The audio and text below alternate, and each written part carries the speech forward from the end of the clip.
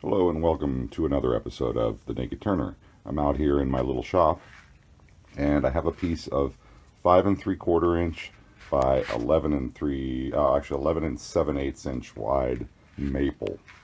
This is hard maple, and as you can probably see, it's got a couple splits and checks in here that are fairly deep, but this is going to be the bottom, so I'll be surfacing this off, creating a shape, and hopefully getting rid of a lot of those splits and checks. This will probably end up being more like, I don't know, a 4.5 inch or 4 inch, something like that, bowl that'll be as wide as I can get it. Excuse me. Probably somewhere down around 11 and a half, something like that if I'm lucky. All right, so I'll show you some of this process. This is a chunk of wood that I've had around for a long time. It's not wet. This is a dry piece of lumber, and it started out at about 4.5, 5 foot long timber of this maple, and I happened to get it from a big going out of business wood sale here in the Bay Area, probably 7 years ago or something now, 6 years ago. So anyway, there it is, and I'll try to show you some of the process as I turn along on this. Okay, so I'm going to start out here now that I got it roughed into round with my roughing gouge. I was spinning fairly slow. I'm now up around 1100, almost 1200 RPM. I've got it extremely securely fastened with big lag bolts into my faceplate, and I'm going to do some of this shear scraping across this now.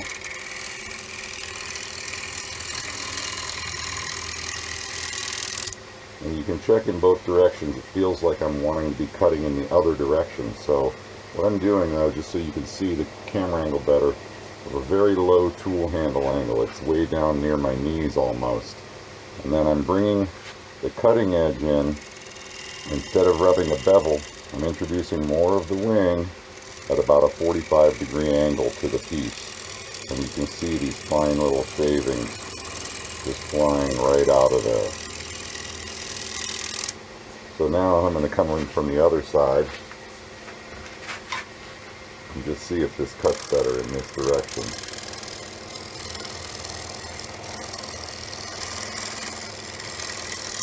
I'm a little cramped for space on this side of my lathe here.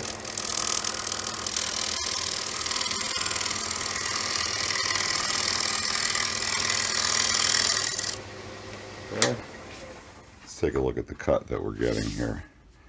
So you can see I got to get rid of this tear out if I can. Let me see if I can. Here we go.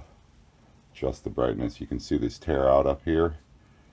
But a lot of tear out in this area from the roughing gouge, so I'm going to try to take that down doing the shear scraping. And it feels like it's actually cutting better this way. Looks like sort of downhill on the grain.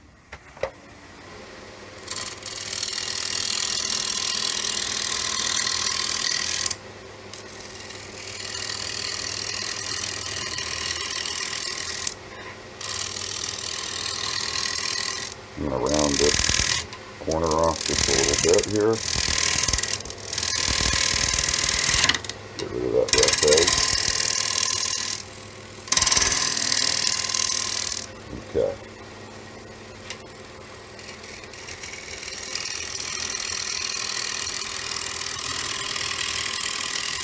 Okay, now I'm going to try doing push cut across that face.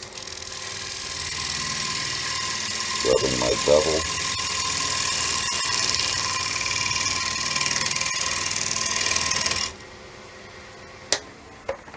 Started getting a little hopping right in at this knot area, but it is giving me a pretty good cut here.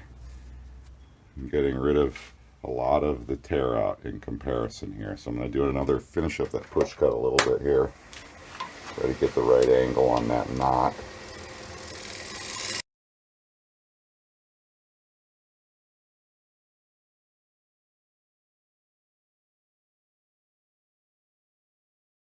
Okay, that looks nice. This split here, I'll probably end up, who knows, I may be turning through it or whatever, but if I have to, I'll try to stabilize it a little. All right, that looks real good for a start. Now I'm going to turn around and do some surfacing on the bottom. Okay, I'm probably going to have to go quite a ways here because I have some fairly severe split outs here. So coming in.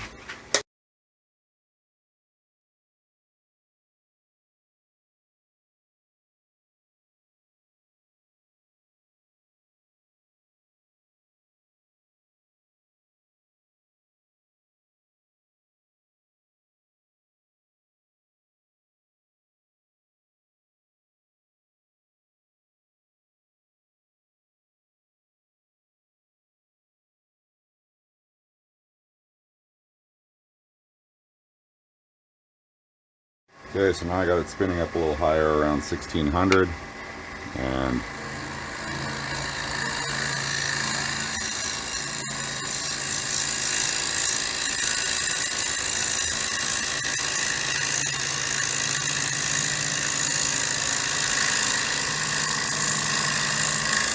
just going to come in and focus that off. There we go.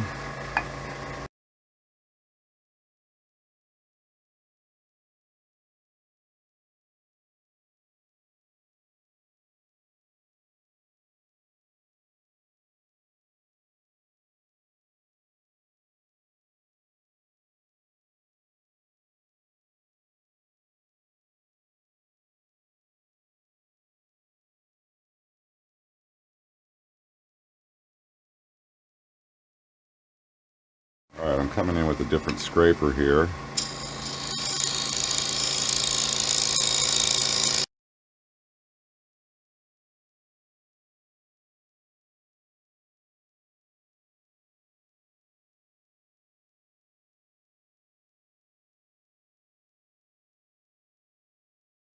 And right now, I have the Robert Sorby setup. Whoops. Sorry about that. I'm getting a little vibrational jostle on my camera here. Hang on. It's because I'm right here in a tight spot next to my lathe. I'm going to try to zoom in here a little bit. Okay, so what I'm going to be doing is coming in here with my Robert Sorby and touching this center portion here to try to make a figured pattern. But let me move my camera because it's getting jostled. Alright, so here's what I'm doing, is I'm coming in here at a bit of an angle, and I'm using the sharper side. There's a beveled side and a sharper side. I'm using the sharper side for this particular procedure, and I've just been kind of playing around with it. I'm trying to figure it out a little, but anyway, I'm going to come in here, touch the point, let it start riding. It finds its place.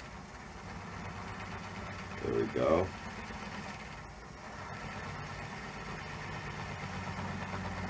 And I may have just made a little mistake on that one, but let's see.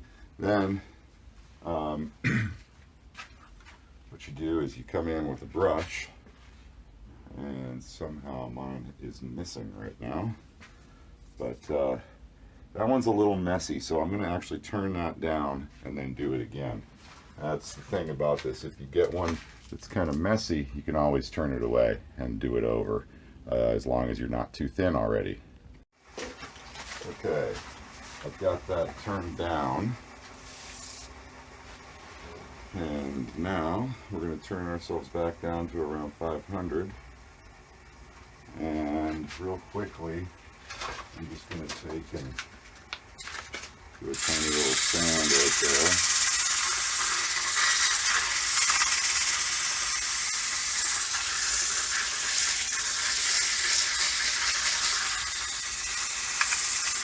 Okay. There's still a tiny bit of that spiral chatter in there from the texturing. So let me go ahead and come back in here and just a little bit more.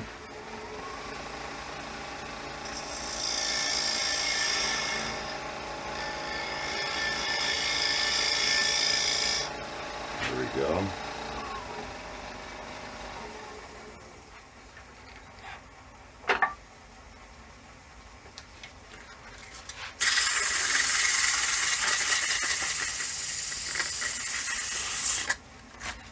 Okay. All right. That looks good. It's gone. I'm going to do a detail there and where that dot is in the middle anyway. So now we're coming down.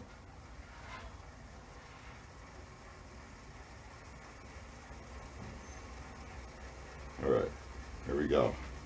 Right around 500. Okay. So what I'm going to be doing is coming in here. I'll start my cut. There we go.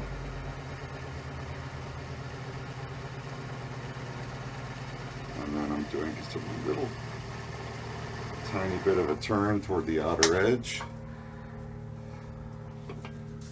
And then you can see what I've got there is a nice star pattern, flower blossom pattern. And then what I'll do is I'll take a brush and burnish that a little bit, and that'll be ready. Okay, now I'm going to do another pattern right out here. And for that one, I'm going to be coming in right here.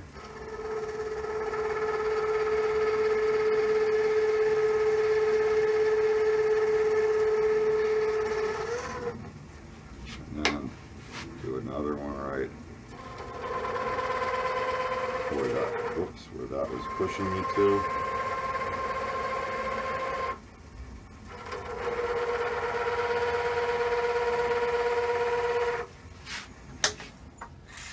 And let's take a look at that. All right, there we go. That looks good. I'll do a tiny bit of sanding here just to knock off some of those fuzzies, and then reverse sand to knock off anything that might have been standing up in the opposite direction.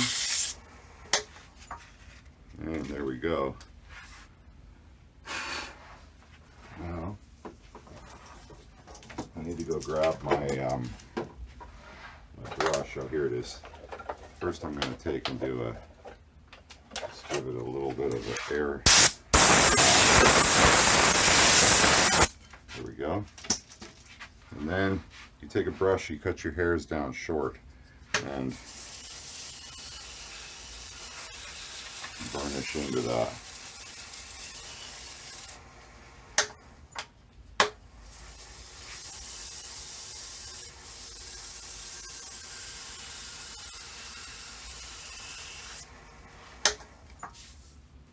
Okay, and there we go. That's it. Got a nice little pattern there, and then what I'll do is come back and I'll probably come back in here. Oops. Come back here and turn up the speed a little.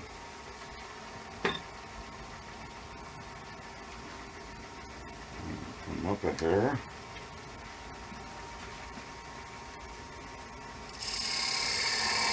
Make that V a little crispier, that V a little crispier, and then put a couple more little borders in there. All right, there we go. I like that. It looks real nice. And now I'm going to do some more turning on the outside of the bowl. There's a little, hopefully, there. You can kind of see what I've got going on there now. And I'll do a little bit more sanding and burnishing down into that area just to clean it up. All right, now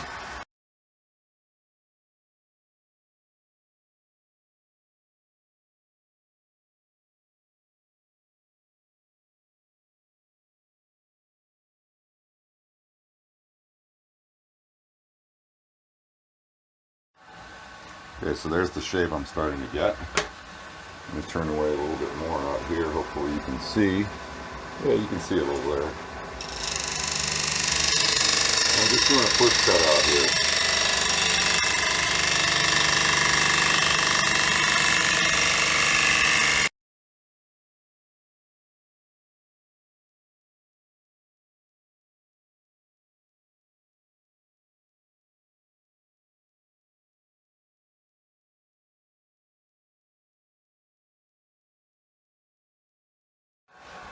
Alright, so I just did some more texturing by bringing the tool in and rubbing it in these 1, 2, 3, 4 different locations. And I think I'm going to do one more, so I'll show you that right now. And same thing, I'm running here right around 500 RPM. I'm bringing the edge of my roller in. I'm allowing it to touch. It divides itself evenly.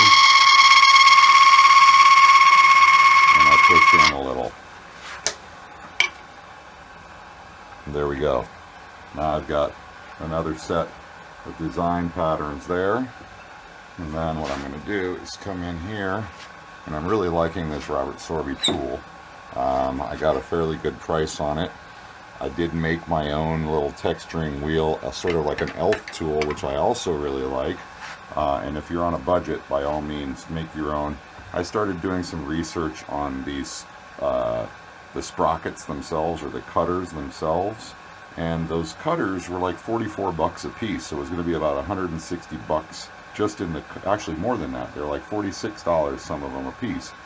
So I was going to spend over 160 bucks if I got all 4 wheels and made my own handles, and I found the set with handles on Amazon for $169. So not that I'm doing an advertisement, I'm not getting any sponsorship from Robert Sorby or anybody else, but just so you know, if you're in the market for something like this and you're having a hard time deciding if you want to get one, if you enjoy doing patterning of any kind, you might like this. I would first make your own like elf tool, the one like I made, just to see if you're interested in doing it, because it is a lot of money to spend.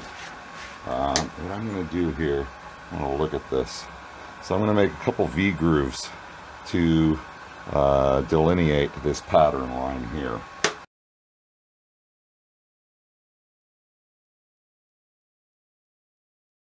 Some of that.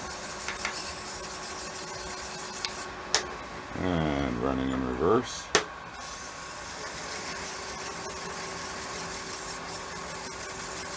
Getting rid of some of those little fuzzies. And then we'll take some 400 grit sandpaper. Just get rid of the excess little nubs, and that feels real nice. Now I'm going to run it in forward gear. And you can hear it talking a little bit because it is like a series of grooves in a phonograph, so it does make noise. Kind of an interesting thing. You might be able to create some little plinker that would actually make music while these were spinning. Anyway, there you go. I'm going to put a little bit of clear coat on that just to seal it up, get rid of all the dust that's in there, and then I'll be flipping it around to start the hollowing process, I think.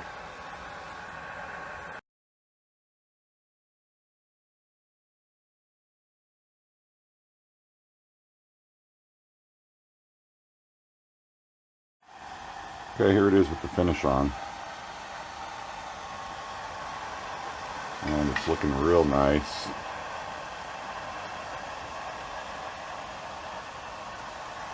I do have a few funny spots in the finish, like right there. You can kind of see there's a little bit of tool marking, maybe sander marking, but I'll do some more buffing on it to try to get rid of a little more of that. But for now I'm going to spin it around because the bottom looks really good. Alright, so I've got this beautiful piece with maple flipped around. Everything's looking real good. I'll move these lights a little bit here.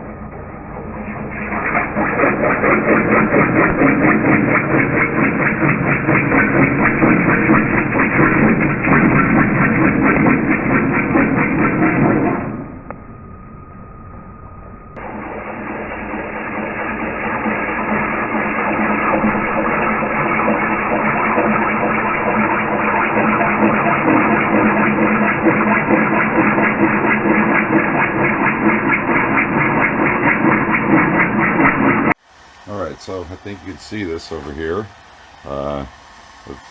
It's a fairly healthy sort of knot and sort of spalted and split out area. It was the other side of the thing that I had filled with CA, so that's what it looks like on the inside. I'm getting to it now. It's a real hard piece of hard maple because it was freaking out about it, whatever was attacking it. And so that little piece is really hard right there in the middle, plus it's intermittent cutting.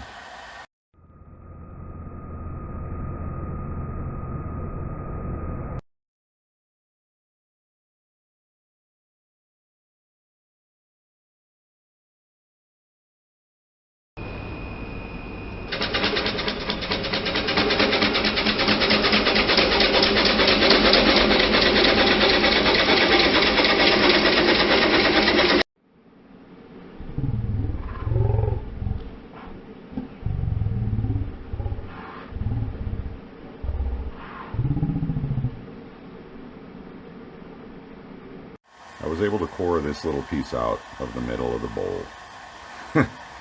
So I'll try to turn that into another project, or maybe use it as a as some kind of a turning block or something like that. But let's do a little more hollowing here.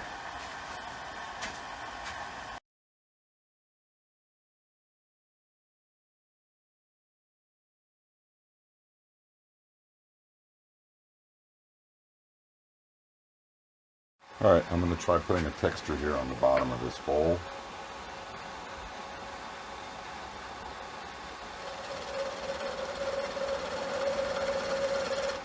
Oh, little deep.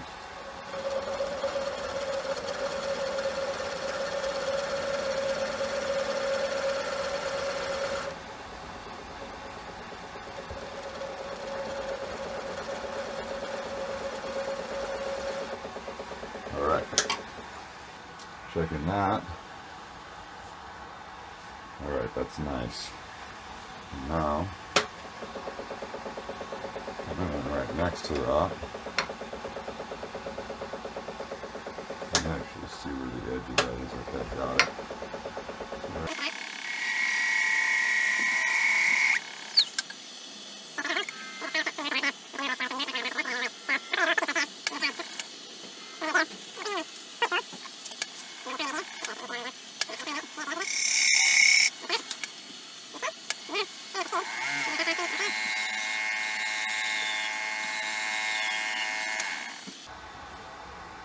Okay, I got rid of almost all of that unwanted texturing. There's just a tiny little piece of it right in there.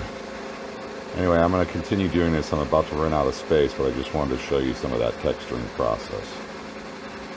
Okay, so at some point my battery ran out. I did a few more decorative details inside of here, and they turned out really nice. And I'm just leaving them natural. On most of the other pieces I've done like this, I've done some coloring and stuff on them, but this piece of wood is just so beautiful, I'm going to leave it alone.